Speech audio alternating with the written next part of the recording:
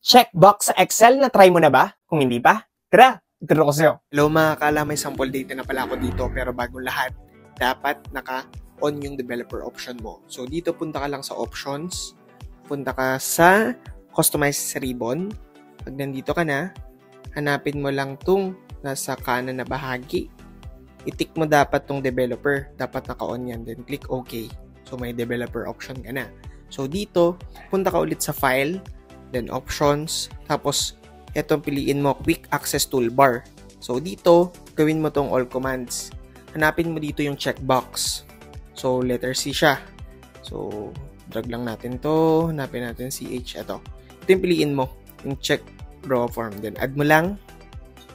Tapos click OK. Ngayon siya. Pupunta siya dito sa taas, yung iba nandyan sa may gitna. So pag kinilik mo yan, tapos, i-click mo rin to dito, magkakaroon ka na ng checkbox. Tapos, burahin mo na lang tong words na to.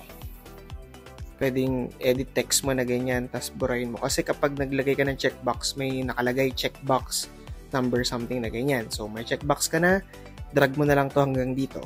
So, just in case na chumika ka na, gumawa ka na ng issue, copy break sa buong araw mo. So, ganun lang siya kadali. I hope nakatulong. O ayan, alam mo na. Save mo na to at follow ka na rin kung sakali matanong kayo.